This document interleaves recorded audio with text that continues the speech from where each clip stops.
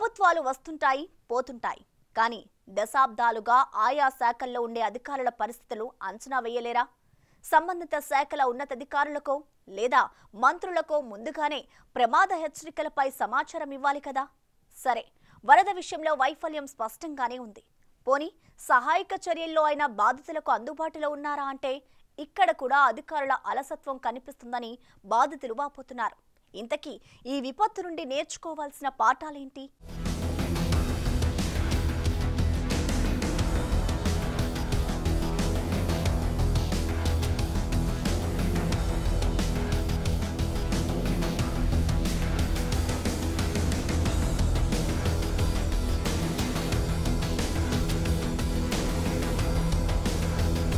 ఈ తాజా వరదలు రెండు రాష్ట్రాలకు ఎంత నష్టాన్ని మిగిల్చాయో అంతకు మించిన దుఃఖాన్ని, దానికి మించిన పాఠాలను కూడా నేర్పుతున్నాయి. రెండు రాష్ట్రాల్లోనూ విస్తారంగా కురిసిన వర్షాలతో వరద తాకిడితో జాతీయ రహదారులు సైతం కొట్టుకుపోయాయి. రహదారులపై వంతెనలు తెగిపోయాయి. ఏపీ తెలంగాణ మధ్య రాకపోకలకు తీవ్ర అంతరాయం ఏర్పడింది. పలుచోట్ల రైల్వే ట్రాక్లకు నష్టం కలగటంతో అధికారులు రైళ్లను దారి మళ్లించారు. తెలంగాణకు సంబంధించి ఖమ్మం జిల్లాలో నష్టం తీవ్రంగా ఉన్నట్లు అధికారులు చెప్తున్నారు. చాలా ప్రాంతాల్లో ఇప్పటికే పెద్ద మొత్తంలో వరద నీరు ఉండడంతో నష్టాన్ని పూర్తి స్థాయిలో అంచనా వేయలేకపోతున్న పరిస్థితి ఉంది. సుమారు 400 నుంచి 500 కిలోమీటర్ల మేర రహదారులు దెబ్బతిన్నట్లు అంచనా వేస్తున్నారు. రోడ్లు, కల్వట్టులు, వంతెనలకు 66 ప్రాంతాల్లో గండ్లు పడినట్లు రహదారులు భవనాల శాఖ ప్రాథమికంగా గుర్తించింది. అత్యధికంగా కొత్తగూడెంలో 17, సూర్యపేట ఆర్ఎండ్బి సర్కిల్ పరిధిలో 11 చోట్ల గండ్లు పడినట్లు అధికారులు గుర్తించారు. వర్షాలతో వాహనాల రాకపోకలకు 362 ప్రాంతాల్లో తీవ్ర అంతరాయం ఏర్పడినట్లు గుర్తించారు.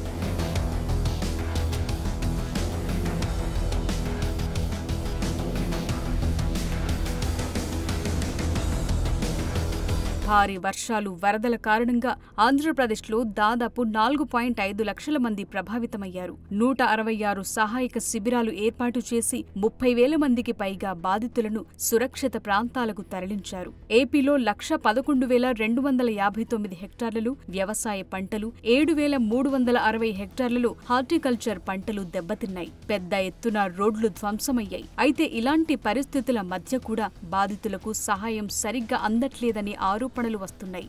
వర్షం తగ్గినప్పటికీ వరద కష్టాలు మాత్రం ప్రజల్ని ఇంకా వదిలిపెట్టలేదు. 2 రోజులు నరకయాతన చూసిన ప్రజలు ఇప్పటికీ తాగడానికి నీళ్లు, తినడానికి ఆహారం కోసం తీవ్రమైన కష్టాలు పడుతున్నారు. కనీసం సురక్షిత ప్రాంతాలకు వెళ్లటానికి కూడా సహాయక చర్యలు సరిగా అందట్లేదని వాపోతున్నారు. చాలా ఇబ్బందికరంగా ఉంది. గవర్నమెంట్ అయితే అన్ని సప్లై ఇస్తుంది కానండి, కనీసం 3 km వెళ్తే కానీ మనకు దొరకట్లేదు. గవర్నమెంట్ పంపిస్తుంది కానీ మనకు అందుకోవాలంటే ఇప్పుడు గుంపులు వచ్చేస్తున్నారు. ఇబ్బంది, ప్రజలు తొక్కిసలాడే భయంకరంగా ఉంది పరిస్థితి ఇక్కడ. ఇప్పుడు కాస్త తగ్గడే మొక్కమొక్కడికి ప్రజలు మొత్తం కూడా బయటకు వచ్చేస్తున్నారు ఇళ్ల నుంచి. వచ్చేసి 100 బోట్లు పెట్టారన్నారు. ఒక్క బోటు కూడా సందుల్లోకి కానీ రావట్లేదు, మెయిన్ రోడ్లో వస్తున్నాయి.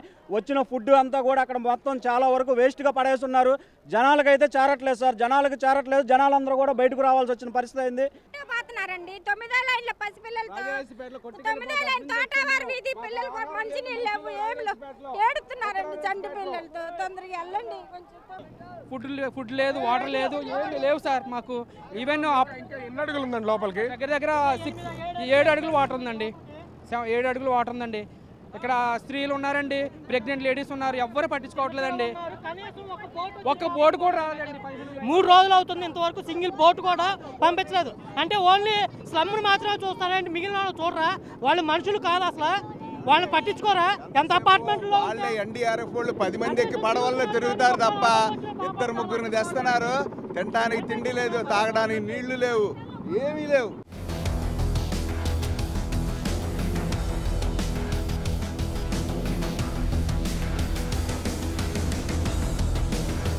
ఈ పరిస్థితిపై ఏపీ సీఎం చంద్రబాబు అధికారుల్ని హెచ్చరించారు. గత ప్రభుత్వంలో మాదిరిగా ఉంటామంటే కుదరదని వార్నింగ్ ఇచ్చారు.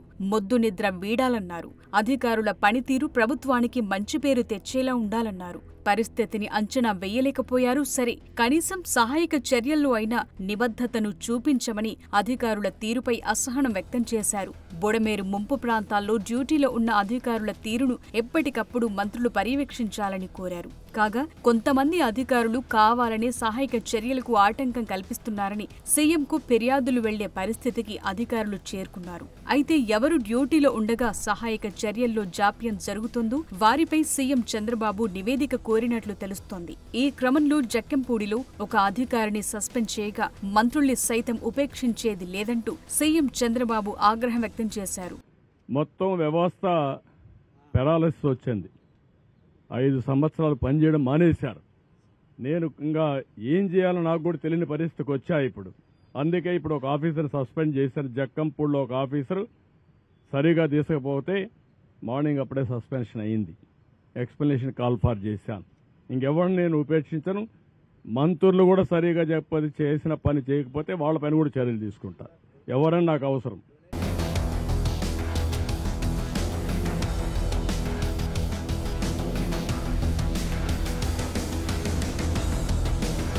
ప్రతి అధికారి సహాయక చర్యల్లో పాల్గొనాలని చంద్రబాబు ఆదేశించారు. మానవతా దృక్పథంతో అధికారులు స్పందించాలన్నారు. మన కుటుంబ సభ్యులే వరదల్లో చిక్కుకుంటే ఎలా రియాక్ట్ అవుతామో అలాగే స్పందించాలన్నారు. చనిపోయిన వారి బాడీలను తీయకపోతే రేపు మనం చనిపోయినప్పుడు ఎవరు తీస్తారంటూ ప్రశ్నించారు. ఇది తీవ్రమైన సమస్య అని, ఇలాంటి విపత్కర పరిస్థితుల్లో అధికారులే కాదు మానవత్వంతో ప్రతి ఒక్కరూ స్పందించాలని అన్నారు. ప్రజల పరిస్థితులను అర్థం చేసుకుంటూ అధికారులు నడుచుకోవాలని సూచించారు.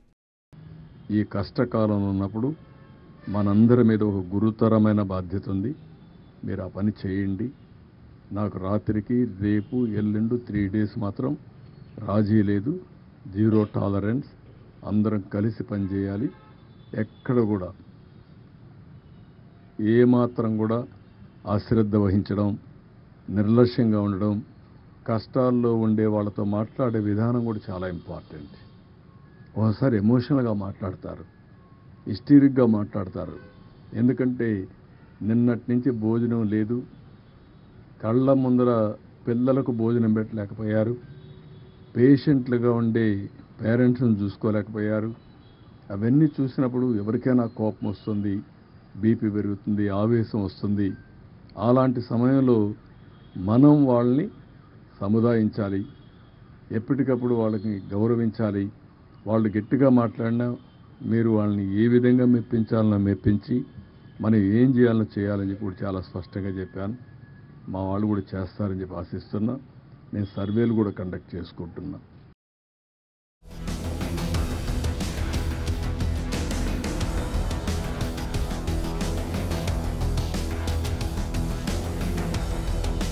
అయితే ఈ కథ ఇంతటితో ముగిసిందని అనుకోలేని పరిస్థితి. ఎందుకంటే తెలంగాణ రాష్ట్రానికి మరో భారీ ప్రమాదం పొంచి ఉందని తెలుస్తోంది. సెప్టెంబర్ 5న బంగాళాఖాతంలో మరో అల్పపీడనం ఏర్పడనుందని వాతావరణ శాఖ అధికారులు హెచ్చరికలు జారీ చేశారు. దీని ప్రభావం 2 తెలుగు రాష్ట్రాలపైన ఎక్కువగా ఉంటుందని చెప్తున్నారు. ఉత్తర అండమాన్ సమీపంలో ఏర్పడనున్న ఈ అల్పపీడనం క్రమంగా తుఫాన్గా మారే అవకాశముందని, ఈ తుఫాన్ ఉత్తరాంధ్ర, దక్షిణ ఒరిస్సా తీరం దాటుతుందని వాతావరణ శాఖ అధికారులు అంచనా వేస్తున్నారు. ఇప్పటికే ఒక వాయుగుండం సృష్టించిన విలయం మరవకముందే మరో తుఫాన్ గండం ముంచుకొస్తున్న క్రమంలో ప్రజలు అప్రమత్తంగా ఉండాలని అధికారులు సూచిస్తున్నారు. అయితే ప్రజలు అప్రమత్తంగా ఉండే మాట అటుంచితే తాజా వరదలతో పాఠాలు నేర్చుకోవాల్సింది అధికారులేనని ప్రజలంటున్నారు.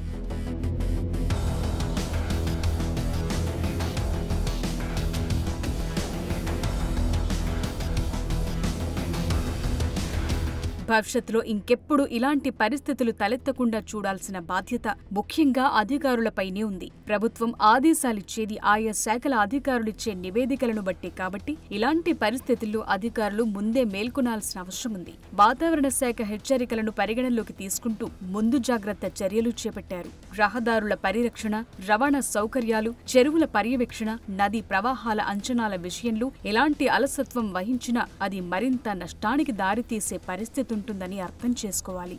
గత అనుభవాల సమాచారం ఇప్పుడు లేదని చెప్పుకోవటానికి అవకాశమున్నా ఇప్పటి అనుభవాల ప్రభావం ఎలాంటిదో చెప్పే సమాచారం పుష్కలంగా ఉంది. కనీసం దేన్ని పరిగణలోకి తీసుకుని రాబోయే రోజుల్లో ఇలాంటి విపత్తును తట్టుకునే ఏర్పాట్లు చేయాలి.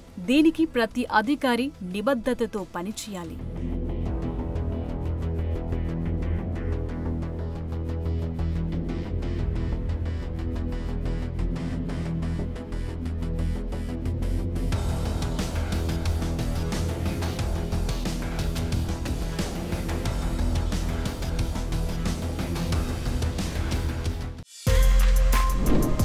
For more videos like this, subscribe Big TV channel.